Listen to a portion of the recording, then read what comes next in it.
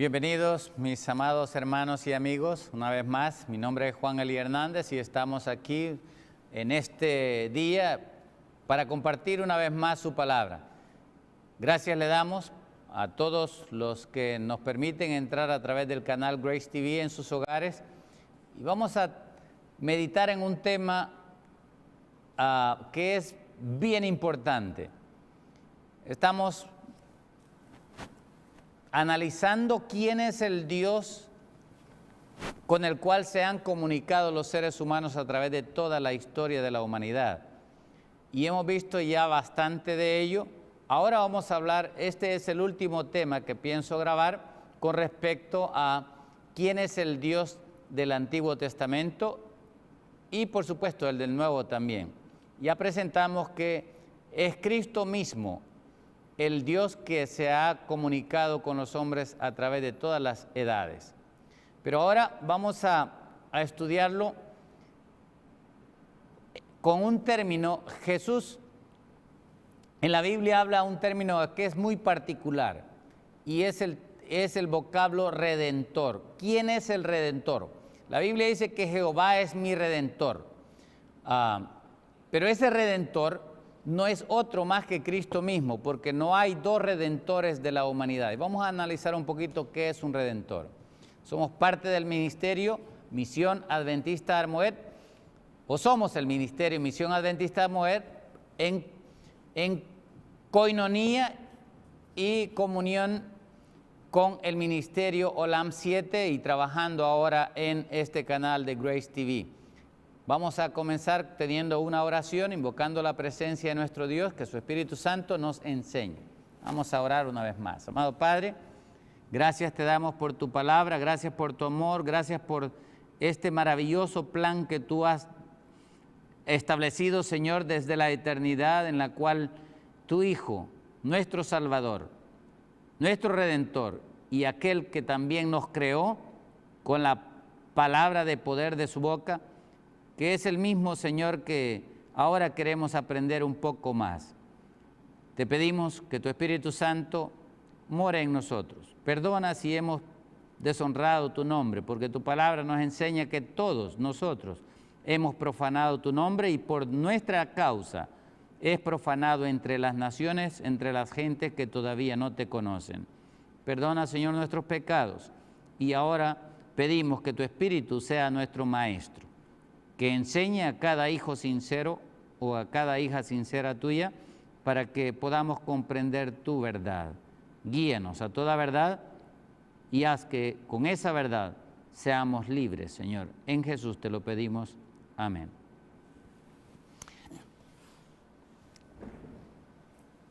En la palabra de Dios hay muchos misterios que ahora quisiera hablar. Una de las maneras como Dios buscó comunicarse con los hombres al principio fue en persona. Él se comunicaba y habló con varios de nuestros ancestros como Abraham, Isaac y Jacob cara a cara, al igual que con Moisés y muchos otros, ¿no? Pero la Biblia nos enseña, el Señor Jesús nos aclara, hablando del Padre, que al Padre nadie le vio jamás. En San Juan capítulo 1, versículo 18, ahí dice que al Padre nadie le vio jamás, sino que a quien vieron fue al unigénito Hijo de Dios. ¿Qué dice el versículo? Me gustaría que lo pusiera, miren lo que dice ahí. A Dios, dice, nadie le vio jamás. Y por supuesto aquí está hablando Cristo del Padre. En otras palabras, ningún ser, no solamente humano, sino aquí habla Jesús de una manera completa. O sea, la gloria del Padre ningún ser le ha visto, ni los ángeles le pueden ver, no pueden conocer cómo realmente es el Padre. La gloria del Padre no la ha visto, tampoco la gloria del Hijo la han visto en su plenitud. Él simplemente se ha encubierto para que de esa manera los seres creados puedan comunicarse con Él. Pero dice que al Padre nadie le vio jamás. Y dice el versículo, el unigénito del Padre, Él le ha dado a conocer. El que está, dice, el que está en el seno del Padre, Él le ha dado a conocer. Claramente nos enseña este versículo, al igual que en el libro de Mateo también hay otro versículo donde nos enseña en Mateo 11, si ustedes van a Mateo capítulo 11, en el versículo Mateo 11, perdón, no sería el 11. Sí, Mateo 11, versículo 25, 26 y 27. Dice el versículo 26, sí, Padre, dice, porque así te agradó. Versículo 27, todas las cosas, dice, me fueron entregadas por mi Padre. ¿Cuántas cosas? Todas.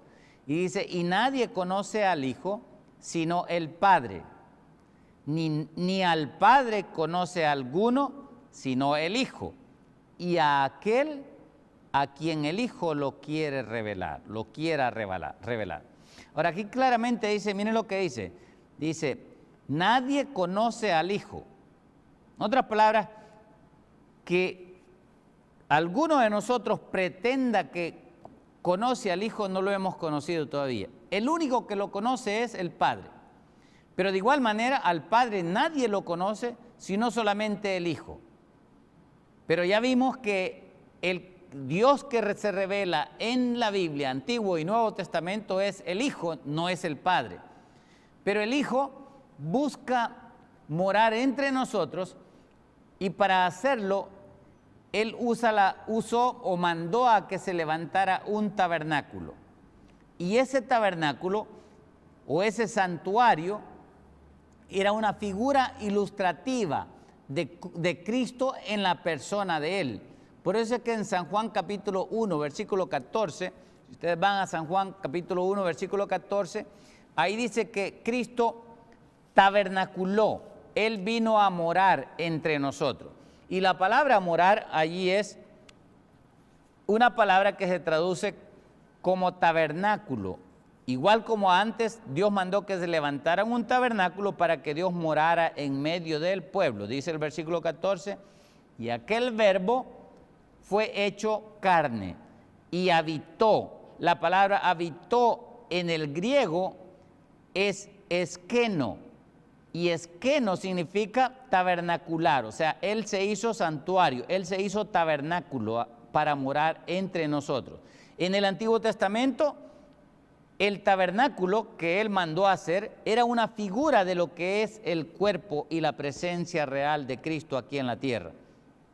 Por eso es que dice, y aquel verbo fue hecho carne y habitó entre nosotros y vimos su gloria. Mire, igual como la gloria descendía en el tabernáculo, así también nosotros vemos la gloria de Cristo manifestada en todas las obras maravillosas que hizo cuando estuvo en esta tierra. Dice, y la gloria es como del unigénito Hijo, el unigénito del Padre, lleno de gracia y de verdad. O sea, claramente aquí nos muestra cómo Cristo vino como a tabernacular, a morar entre nosotros, así como el santuario había morado en medio del pueblo de Israel, de igual manera Cristo viene a morar en medio de nosotros. Esto ya estaba profetizado también en el libro de Isaías. Si ustedes van al libro de Isaías, en el capítulo 8, en Isaías 8, aquí nos muestra que Cristo iba a venir. Miren lo que dice el versículo 10 en delante. ¿Qué dice ahí el 10? Tomad consejo y será anulado. Aquí está hablando cómo los judíos tomaron consejo contra Cristo. Por supuesto, ahí dice, y sería anulado el consejo. Proferid palabra y no será firme, porque Dios dice está con nosotros. Emanuel, la palabra aquí es porque Emanuel está con nosotros, que es Dios con nosotros. Ahora, miren lo que dice el versículo 13. Saltémonos un poquito, dice el 13. A Jehová de los ejércitos, a Él santificad, sea Él vuestro temor y Él sea vuestro miedo. Y dice el 14 ahora, entonces Él, hablando de Jehová de los ejércitos, él será porque por santuario, o sea, está hablando de un tiempo futuro, cuando Emmanuel viniese, que él iba a hacer ¿qué? Por santuario, ¿a qué? A las dos casas de Israel, pero también iba a ser por piedra de tropezar, y por tropezadero para caer, y por lazo y por red al morador de Jerusalén. Mire, aquí está claramente mostrando que Cristo iba a venir como santuario. El santuario iba a ser destruido, pero ahora Cristo, Él iba a venir a ser el santuario entre nosotros. Esto se cumple, por supuesto, en el versículo que ya leímos de San Juan, capítulo 1, versículo 14. Ahora bien, habiendo dicho esto, para que entendamos un poco el cuadro completo, Dios asignó, desde que Adán y Eva pecaron, Él declaró algo que es bien importante entenderlo. Y Él, en Génesis 3:15, Él declaró que iba a poner enemistad entre la serpiente, que es Satanás. Génesis 3:15, me gustaría que pusiera el versículo. Dice, y pondré enemistad entre ti, hablando de la serpiente, y la mujer. Y la serpiente, por supuesto, es Satanás mismo. Y entre tu simiente, la simiente de Satanás, y la simiente de la mujer, la simiente suya, de la mujer. La simiente de la mujer, que es Cristo, te herirá en la cabeza y tú le herirás en el calcañar. Aquí muestra que el que iba a redimir a la descendencia de Adán y Eva iba a ser una simiente, un hijo que iba a nacer de hombres. Y ese hijo, ya lo vimos que es Cristo mismo. Él iba a venir a ser el Redentor. Ahora bien, la Biblia enseña, y aquí es donde vamos al tema de esta tarde, la Biblia enseña que la palabra Redentor, para que haya un Redentor, tiene que ser un hermano nuestro, un familiar, alguien de entre la misma familia. No puede haber un Redentor fuera. El que paga la redención tiene que ser un familiar. Cristo de igual manera, o el Dios, el Hijo de Dios, por esa razón Él tenía que hacerse hombre. Y también para contestar ciertas preguntas que desde el tiempo antiguo ya habían sido hechas por los hombres. Ahora quisiera que entendamos algo. Adán fue hijo de Dios.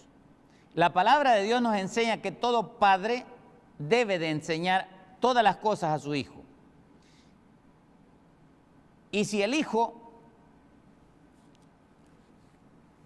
de Dios, o el padre, ¿no? O Dios Padre, para poder él ser padre y ser padre verdadero, necesita enseñarle todo a su hijo, ¿sí o no? Y ese hijo es Cristo. Pero también Adán era hijo de Dios.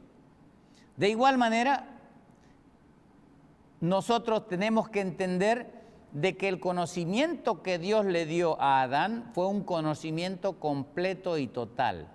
Dios le mostró a Adán todo lo que nosotros tenemos en la Escritura. Adán tuvo 930 años para aprender de Dios. Y sabemos muy bien de que cada vez que había un servicio pascual, cada vez que había un sábado, cada vez que había una reunión, una luna nueva, Dios se comunicaba con él como un padre con su hijo, para instruirle, para enseñarle. Y todo lo que nosotros ahora tenemos en la Escritura, Dios se lo enseñó a Adán. Ahora, ¿cómo sabemos que sabía Adán todas estas cosas? Bueno, porque la descendencia de él da testimonio de ello. Hay un libro que es el libro de Job. El libro de Job fue escrito justo después de Noé, unos días después de Noé, no sabemos cuánto tiempo, y Job tuvo un diálogo bastante profundo con sus amigos. Conocemos la historia, muchos la han leído, pero ahora quiero yo que analicemos algunos pasajes. Job en su angustia y porque uno de sus amigos lo había en cierta manera condenado, le había dicho que aceptara la corrección que Dios le estaba dando y que se convirtiera a Dios. Eso está en el versículo 10, en el capítulo 5, pero vamos a leer en el versículo 17. Elifaz le dice a Job 5:17, dice: he aquí, le dice, bienaventurado es el hombre a quien Dios castiga. Por tanto, le dice Elifaz a Job: no menosprecies la corrección del Todopoderoso, porque Él es quien hace la llaga y Él también la venderá, la vendará. Versículo 18, 19 hoy. Ahora, en 6 tribulaciones, dice, te librará, y en la 7ª no te tocará el mal. Mire, aquí habla de la 7ª. Escuchen, por esto vamos a estudiar el siguiente tema. Vamos a hablar de los 7. ¿Por qué Dios da las cosas de Él en 7? Que tiene que ver con perfección. Vamos a ver eso. Pero aquí dice que le está recomendando a Job que acepte la corrección que Dios le está dando. Dios, Elifaz y todos sus amigos, Bildad y los demás, ellos pensaban que Dios estaba castigando a Job por algún pecado que él tenía oculto. Y ahora, miren lo que dice Job, clama, ¿no? En el capítulo 9, clama que Dios lo justificase. Él anhelaba ser justificado, pero en el llegar al versículo 15 del capítulo 9, miren lo que dice. Él habla de Dios, ¿no? Y dice: aunque yo fuese justo. Él sabía que Job no podía justificarse ante Dios. Dice: no respondería si yo hablara con él. ¿Estamos viendo? ¿Por qué no leemos desde antes? Vamos a leer un poquito antes. Mire lo que dice el 2. Ciertamente, dice, yo sé que es así. Y hace la pregunta: ¿y cómo se justificará el hombre con Dios? Si quisiere el hombre contender con él, ¿qué dice? No le podría responder a una cosa entre 1000.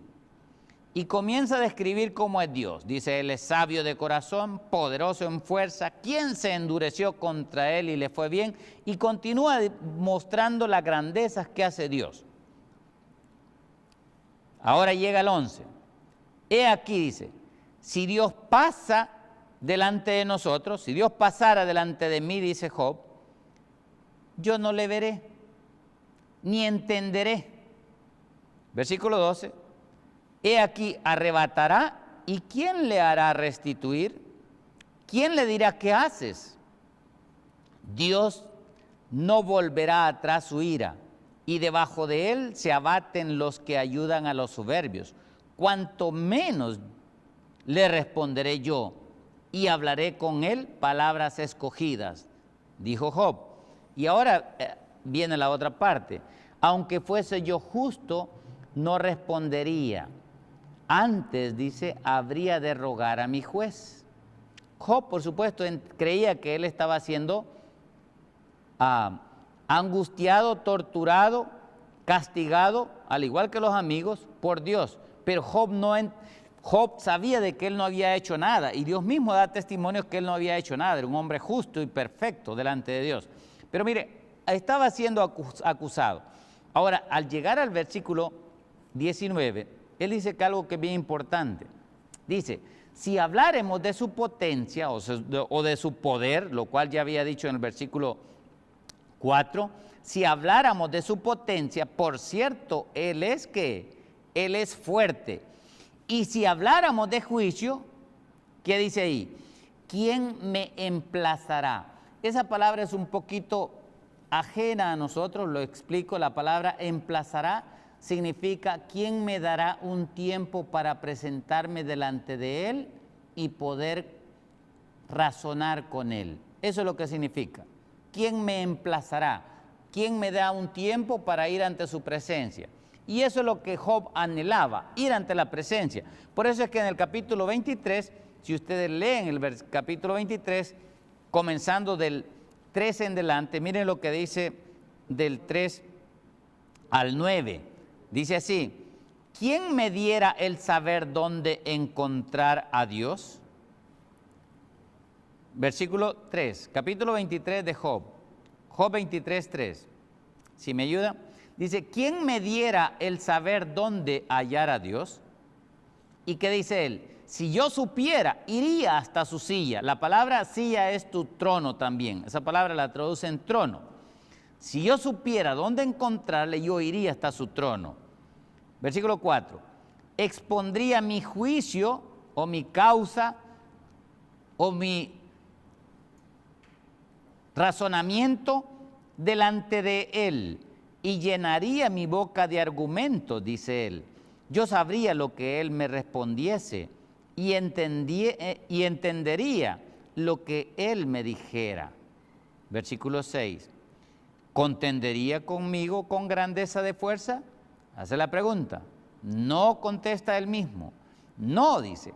Antes él me atendería. Él sabía que el Dios a quien servía era un Dios misericordioso, amoroso. Él sabía que no lo iba a despreciar. Y dice el 7, allí el justo razonaría con él y yo escaparía para siempre de mi juez. Él estaba sintiendo que estaba siendo juzgado injustamente. Ahora, he aquí, dice, yo iré al oriente y no lo hallaré, y al occidente y no lo percibiré. Si muestra su poder al norte, yo no lo veré, y al sur se esconderá y no lo veré. Pero dice el versículo 10, mas él conoce mi camino, me probará y saldré como oro. Ahora aquí está claramente mostrando el anhelo de Job. Él quería poder tener a alguien, la manera de presentarse delante de Dios. Y él quería ir hasta su silla y razonar con él, preguntarle, cuestionarlo, ¿no? El por qué le estaba pasando lo que había hecho él para estar sufriendo la angustia que sufría. Ahora, miren lo que dice otro versículo. Este es bien importante. Dice el versículo, volviendo al capítulo 9, él explica, él pide en el versículo 15, dice, él cubre el rostro de sus jueces. Si no es él, dice Job 9, 15, si no es él, ¿quién es? ¿Dónde está? Perdón, no es el 15, perdón, es el 24, perdón, Job 9, 24, dice, la tierra es entregada en manos de los impíos y él cubre el rostro de sus jueces. Y hace la pregunta ahí, si no es él, ¿quién es? ¿Dónde está? Por supuesto, él ya lo dijo que él sabía dónde estaba Dios, pero él quería hablar con él en ese momento. Ahora, al llegar al versículo 32, miren lo que declara aquí Job. Job declara, ¿por qué no es hombre como yo para que yo le responda y vengamos juntamente a juicio? Él anhelaba que Dios fuera como él. Y la respuesta de Dios, él sabía muy bien de que iba a venir a ser como hombre. Ya Dios le había mostrado eso a Adán, que él mismo se iba a hacer hombre. Y dice el versículo 33, no hay entre nosotros árbitro. Árbitro es mediador, alguien que pueda mediar. Por eso es que dice ahí después, alguien que ponga su mano sobre nosotros dos. En otras palabras, entre Job y Dios, un mediador. No hay uno que pueda mediar entre nosotros dos, dice él. Eso anhelaba Job. Y la respuesta de Dios es que, por supuesto, él tiene uno. Y ahora miren lo que dice también en el capítulo 10, versículos 4 y 5. Hace otras preguntas aquí, el capítulo 10. El mismo Job, en el mismo discurso, él dice, ¿tienes tú acaso ojos de carne? ¿Ves tú cómo ve el hombre? Y la respuesta es que para que Dios sea el Redentor, él tenía que hacerse hombre como nosotros. Él tenía que tomar la misma carne de nosotros. Él tenía que hacerse como nosotros, un ser humano. y no solamente fue un ser humano como fue Adán al principio sin pecado, sino que ahora a Cristo, al Mesías, a este mismo Jehová, le lleva a él a tomar la naturaleza de Adán, pero ya después del pecado. Y eso es lo que nos dice en el libro de Hebreos, en el capítulo 2. Ustedes van a Hebreos 2, hablando de lo que Cristo hizo y mostrando al Cristo ya resucitado. En Hebreos 2, el apóstol Pablo nos dice esto en el versículo 10 en delante. Bueno, 9 en delante. Dice el 9. Pero vemos a aquel que fue hecho un poco menor que los ángeles. ¿Quién es ese? A Jesús, dice, coronado de gloria y de honra a causa del padecimiento de la muerte, para que por la gracia de Dios gustase la muerte de todos. Versículo 10. Porque convenía a aquel por cuya causa son todas las cosas y por quien todas las cosas subsisten. Miren, ¿quién ha hecho que hayan todas las cosas que existen? Aquí dice que Cristo es el que ha hecho que todas las cosas subsisten y fueron creadas. Dice, convenía que aquel por quien todas las cosas subsisten, que habiendo de llevar a muchos hijos a la gloria, perfeccionase por aflicciones al autor de la salvación de ellos. Y aquí cuando dice el autor, significa a aquel que fue el que inventó la salvación, a quien se le ocurrió esa salvación, de quien se originó. En la mente de Cristo fue en quien se originó el plan de salvación. Él mismo se ofreció como nuestro Redentor. Él mismo se ofreció para ser nuestro hermano. Por eso es que mire lo que dice el versículo 11. Porque el que santifica, dice, y los que son santificados de uno son todos, por lo cual no se avergüenza de llamarlos hermanos, diciendo, anunciaré a mis hermanos tu nombre, en medio de la congregación te alabaré. Y otra vez, yo confiaré en él. Y de nuevo, he aquí yo y los hijos que Dios me dio. Ahora, escuchen lo que dice el 14 y 15. Así que por cuanto los hijos de Adán participaron de carne y sangre, él, Cristo, también participó de lo mismo, Cristo Jesús. ¿Para qué? Para que por medio de su carne, que pagó el precio, dice, destruir por medio de la muerte al que tenía el imperio de la muerte, esto es, al diablo, y librar a todos los que por el temor de la muerte estaban toda la vida sujetos a servidumbre. Claramente aquí nos muestra, versículo 16 dice, porque ciertamente no socorrió a los ángeles, sino que socorrió a la descendencia de Abraham. Ahí está, los hijos de Abraham. Por lo cual debía Cristo de ser en todo semejante a sus hermanos para venir a ser misericordioso y fiel sumo sacerdote en lo que a Dios se refiere, para expiar los pecados del pueblo. Y sigue el 18, dice, pues en cuanto él mismo padeció siendo tentado, es poderoso para socorrer a los que son tentados. El 18 decía eso.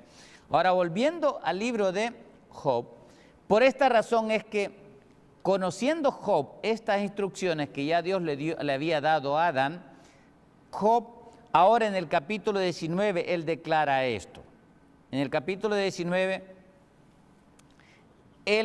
la experiencia que él estaba teniendo, él tuvo un deseo. Miren lo que dice Job capítulo 19, comenzando del versículo 19, vamos a leer desde el versículo 20, porque aquí está hablando de Job en la figura de Cristo. Dice el versículo 20, mi piel y mi carne se pegaron a mis huesos, lo mismo que le pasó a Cristo después del ayuno de 40 días y 40 noches. Y dice el 21, oh vosotros mis amigos, tened compasión de mí, tened misericordia de mí, decía Job, tened misericordia de mí, porque la mano de Dios me ha tocado. ¿Sí? De igual manera como Job fue tocado,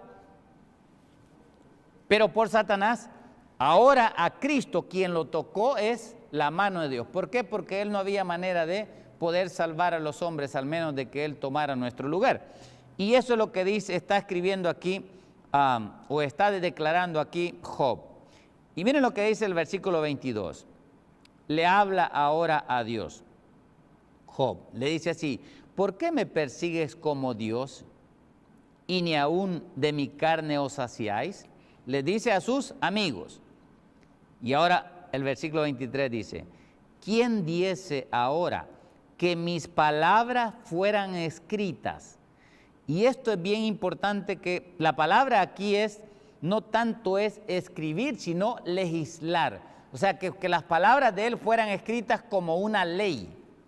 Ahí la palabra es lo mismo casi que legislar o legislador, de donde viene de estatutos.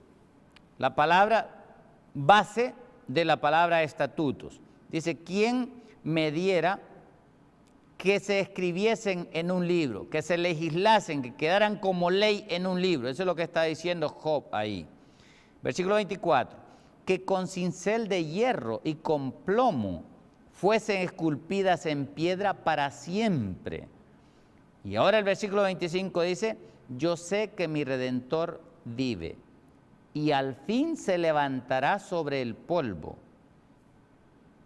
y después de deshecha esta mi piel, en mi carne he de ver a Dios. Mire, Job sabía que ese que iba a venir como Redentor se iba a levantar, en otras palabras, iba a resucitar, pero que al resucitar él iba a ver a ese mismo Dios que iba a ser su Redentor. Él lo iba a ver finalmente con sus propios ojos, cuando ese mismo Redentor lo levantara a él del polvo. Y dice el versículo 27, al cual, o sea, a ese Dios Redentor, al cual veré, dice, por mí mismo, y mis ojos lo verán, y no otro, no ningún extraño, aunque mi corazón desfallece dentro de mí. Ahora, cuando aquí usa la palabra Redentor, no me queda tiempo para explicar todo, pero este Redentor tenía que ser un hermano, un pariente cercano. Es parte de la ley, de que para que haya un Redentor tenía que ser un pariente cercano, un hermano nuestro, alguien de la familia. Eso está escrito en el libro de Levíticos, capítulo 25. En el libro de Levíticos, capítulo 25, vamos a ver algunos versículos ahí que muestran esta gran verdad. Comenzando del versículo 25. Dice así: cuando tu hermano empobreciere y vendiere algo de su posesión, entonces su pariente más próximo vendrá y rescatará. La palabra ahí es redimirá lo que su hermano hubiere que vendido. Aquí esto es una figura también de Adán. Adán vendió. Adán, al cual Dios le entregó esta tierra, él vendió esta tierra solamente por el engaño, solamente por no perder a Eva. Él vendió, entregó en las manos de Lucifer, de Satanás, de la serpiente, esta tierra, perdió su herencia. Era necesario por ley que el heredero o el rescatador o el que redimiese fuese un hermano nuestro, alguien de la misma familia, tal y como lo dice también en otro versículo que está en el versículo 48. Ahí dice: después que se hubiere vendido, dice, podrá ser rescatado, uno de sus hermanos lo rescatará. Versículo 49. O su tío, o el hijo de su tío lo rescatará, o un pariente cercano. Y eso es lo que Cristo tuvo que hacerse, un pariente nuestro cercano, de la misma familia. Él tenía que hacerse hombre, contestando la respuesta o contestando a las preguntas que tenía Job de que el por qué él no era un hombre como él. Ahora, regresando al capítulo 9 de Job, hay algo bien bonito que dice allí en Job 9, que no hemos leído todavía, pero miren lo que él dice en el versículo 32 y 33. Dice así: ¿por qué no es hombre, hablando de Dios, por qué no es hombre como yo, para que yo le responda y vengamos juntamente a juicio? Él anhelaba ir a juicio con Dios. Por supuesto, ya antes lo había dicho, que no le podría responder una sola palabra en 1000. Pero dice el versículo 33, ¿no hay entre nosotros árbitro que ponga su mano sobre nosotros dos? Y le dice, quita sobre mí tu vara, quite sobre mí su vara, y su terror no me espante, decía Job. Entonces hablaré y no le temeré, porque en este estado no estoy en mí. O sea, no era él completo, en otras palabras. Ahora, observen lo que también él declara en el capítulo 16. Porque en el capítulo 16 él describe claramente que él tenía a alguien en el cielo. Y a pesar de que nuestra traducción no está tan correcta, pero lo vamos a explicar y se entiende también. En el versículo 18, miren lo que dice Job, hablando de la sangre que estaba derramando Job, que era una figura, por supuesto, de la sangre que derramó Cristo. Y dice, oh tierra, no cubras mi sangre y no haya lugar para mi clamor.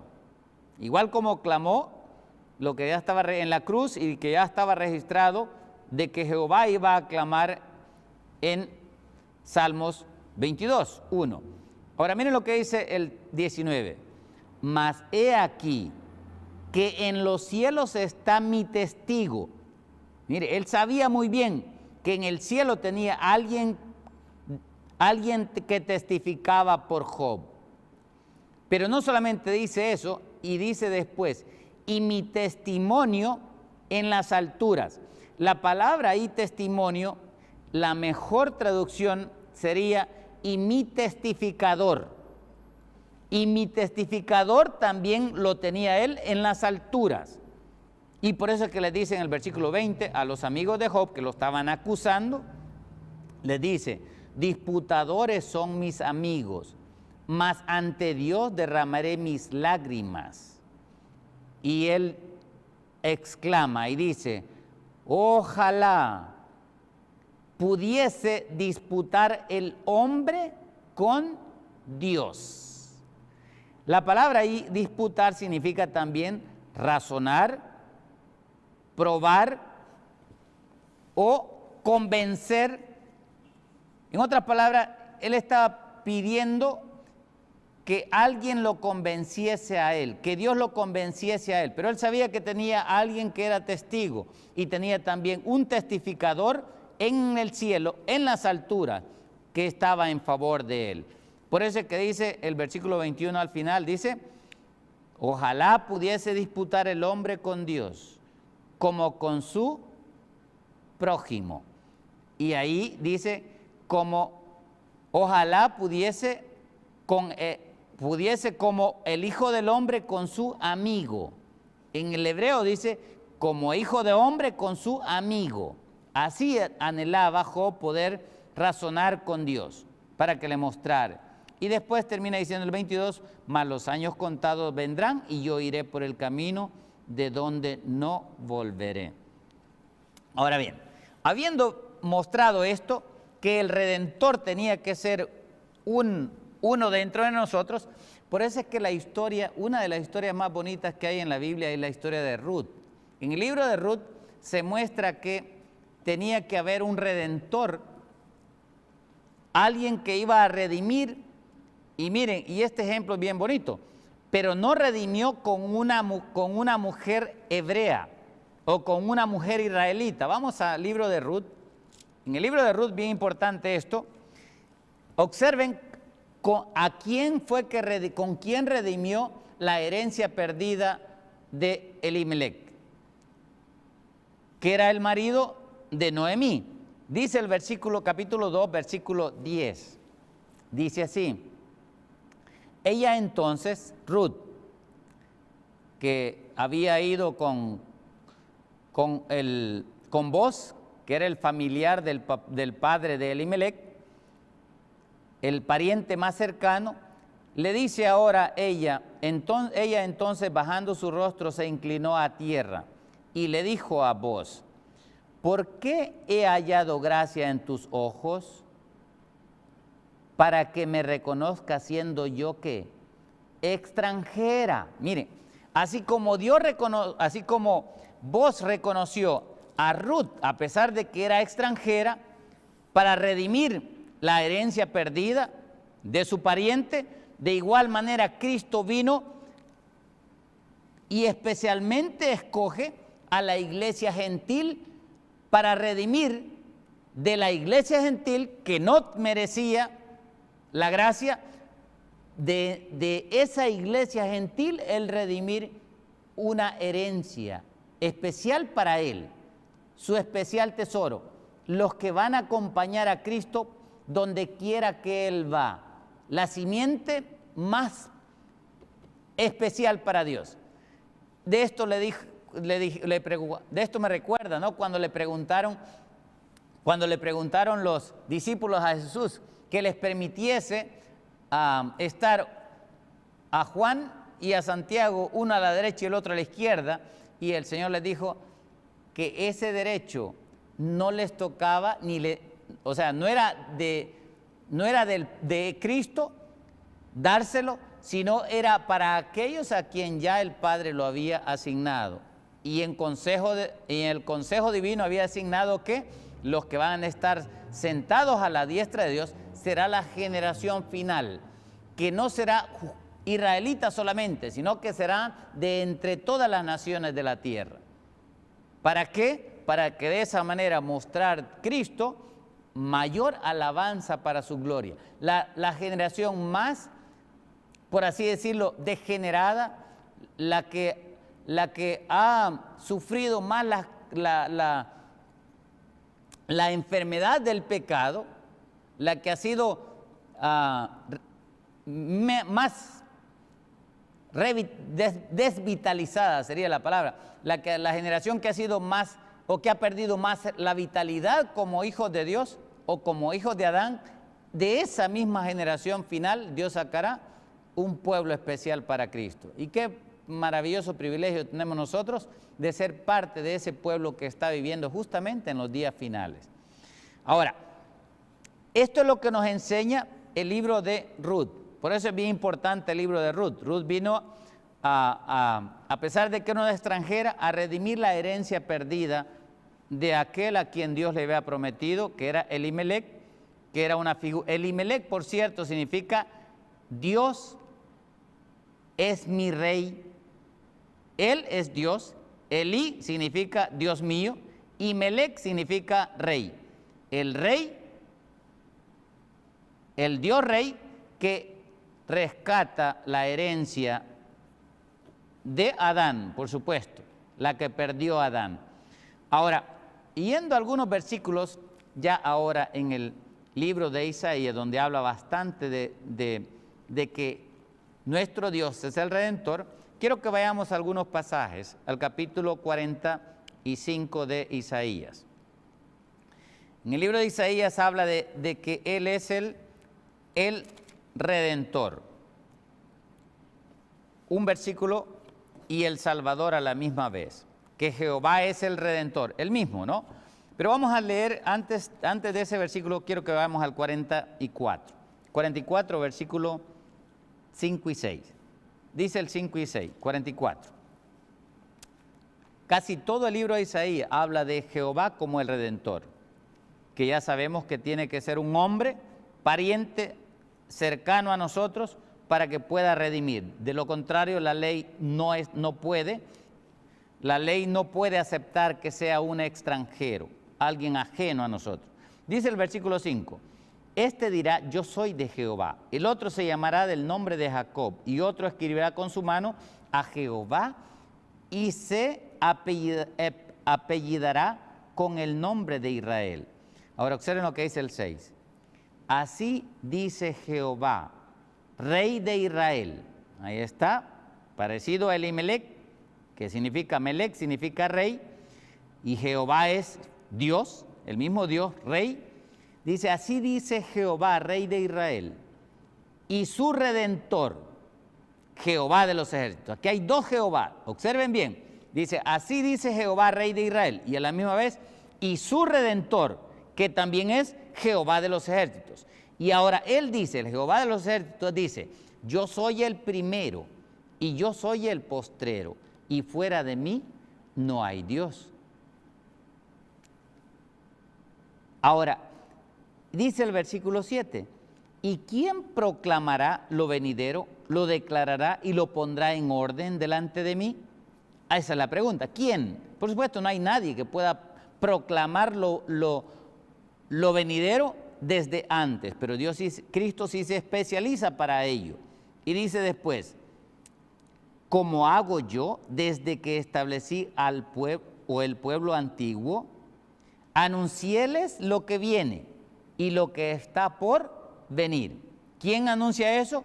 Jehová de los ejércitos, él que tiene el mismo nombre del Padre. Ahora, si ustedes van al capítulo 45, miren lo que dice en este versículo 21 al 25. Dice aquí, proclamad y hacedlos acercarse y entren todos en consulta. Aquí está hablando que las naciones, que los idólatras, los que rechazan la misericordia de Dios, dice él, que entren todos ellos en consulta. Y hace la pregunta, ¿quién hizo oír esto desde el principio y lo tiene dicho desde entonces, desde el mismo principio? Sino yo, Jehová, y no hay más Dios que yo, Dios justo y salvador, ningún otro fuera de mí. Mire, aquí se le llama, a Jehová se le llama Dios justo, se le llama Salvador, se le llama el principio y el fin, el primero y el postrero, o sea, los mismos nombres que se da Cristo también en el Nuevo Testamento. ¿Por qué? Porque es el mismo ser, es el mismo Dios, el del Antiguo Testamento, como el Dios del Nuevo Testamento. Es el mismo Cristo. Y dice el versículo 22, mirad, dice, a mí, y sed salvos todos los términos de la tierra, porque yo soy Dios y no hay más. Igual como lo había dicho ya en el capítulo 44, versículo 23 ahora. Por mí mismo, otra vez, miren lo que dice aquí, por mí mismo hice juramento, hice pasado. ¿Cuándo es que Dios juró? ¿Se acuerdan cuándo juró? Él juró a Abraham en el libro de Génesis 22, versículo 15 y 16, está escrito que él juró por sí mismo. Y sigue diciendo el versículo 45, dice, el versículo 23 del capítulo 45 dice, por mí mismo hice juramento, de mi boca salió palabra en justicia y no será revocada, que a mí se doblará toda rodilla y jurará toda lengua y se dirá de mí, ciertamente en Jehová está la justicia. Mire aquí, se dirá de mí en un futuro después de Isaías, que Isaías profetizó alrededor de los años 800 antes de Cristo, y ahora está diciendo en un futuro adelante yo voy a venir yo mismo, voy a salvar yo mismo, dice, voy a ser el Redentor, y lo declara como un Dios justo y salvador, igual como Cristo es declarado justo también. Ahora, termina diciendo el 23, dice, y que a mí se doblará toda rodilla y jurará toda lengua. Aquí dice que ante él, ante este que estaba hablando aquí, que es Jehová, pero es el mismo Cristo, se doblará toda rodilla y jurará, dice, toda lengua. Ahora, esto claramente Pablo lo explica y lo aclara, que aquí está hablando de Cristo. Si ustedes van a Colosenses capítulo 2, capítulo 1, Colosenses 1, versículo 15 en delante. Colosenses 1, 15 en delante. Miren lo que dice ahí. dice el 15, hablando de Cristo. Por cierto, vamos a leer el 13 también, porque es importante que, desde el 12 vamos a leer. Dice el 12, hablando del 12, porque aquí habla de Cristo, dice el 12, con gozo, dice, dando gracias al Padre, que nos hizo aptos para participar de la herencia de los santos en luz. Aquí está la herencia que ya Cristo ya rescató, ya nos compró a nosotros una vez más. Dice, ¿y de quién nos la compró? Versículo 13 dice, el cual nos ha librado de la potestad de las tinieblas y nos ha trasladado al reino de su amado Hijo, en quien tenemos, ¿qué dice? Y habla de redención, ¿sí? Acordémonos, redención para que haya redención tiene que ser un hermano nuestro, otro ser humano como nosotros, en quien dice, tenemos redención por su sangre, el perdón de todos los pecados.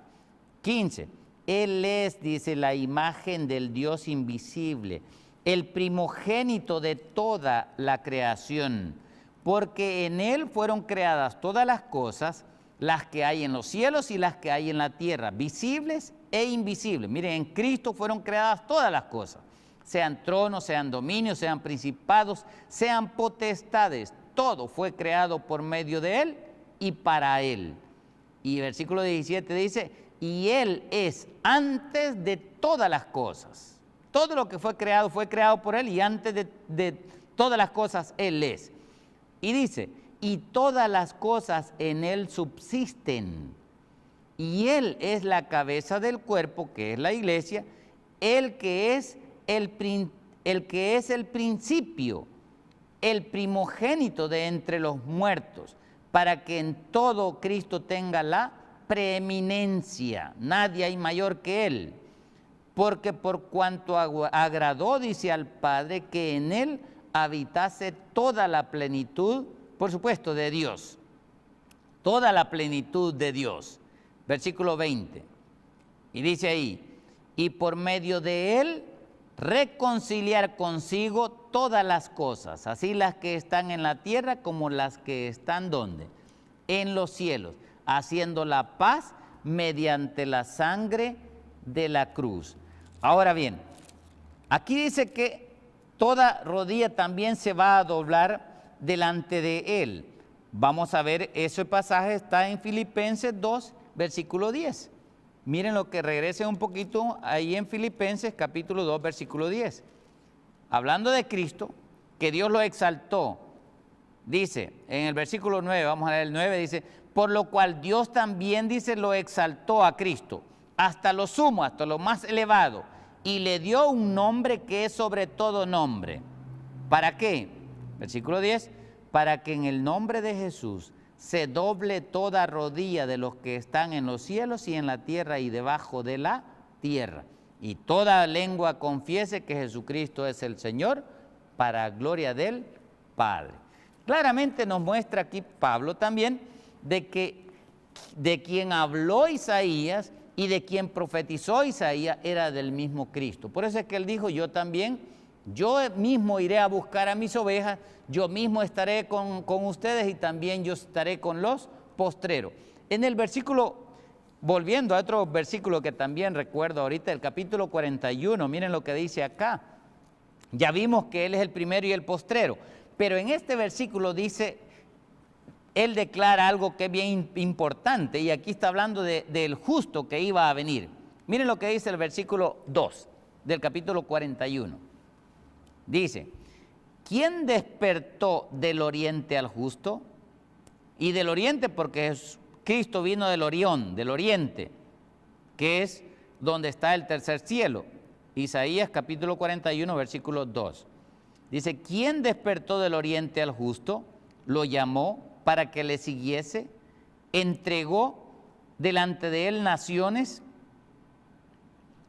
y le hizo enseñorear de reyes, los entregó a su espada como polvo, como hojarasca que su arco arrebata. Ahora miren lo que dice el versículo 4. ¿Quién hizo y realizó esto? ¿Quién llama las generaciones desde el principio? Y él mismo responde, yo Jehová, el primero y yo mismo con los postreros, mostrando claramente que el mismo Dios que vino o que estaba hablándole el mismo Jehová que le estaba hablando al pueblo de Israel en el tiempo de Isaías, ese mismo Dios iba a venir y iba a estar con nosotros los gentiles en el tiempo postrero. ¡Qué maravilla! Poder entender la grandeza del Dios a quien nosotros servimos. Un Dios tan grande que Él, para que nosotros no seamos consumidos, Él tiene que esconder su gloria y la esconde en un varón, en un hombre, en un hijo. Se hace siervo, se hace más pequeño que todos los siervos de la tierra. ¿Para qué? Para podernos redimir a nosotros. Quiera el Señor que nosotros podamos entender de una manera, por supuesto siempre será limitada, pero de una manera cada vez más completa, de la grandeza del amor de Dios. Y que ese amor despierte en nosotros un amor que solamente Dios puede implantar. Y a través de ese amor, que nosotros aprendamos a cumplir el mandato que Cristo nos dio. Si me amáis, guardad mis mandamientos. El que guarda mi palabra, ese es el que me ama. Y el que me ama, dijo él, será amado de mi Padre. Oremos para terminar. Amado Padre que estás en los cielos, cuán grande es tu nombre.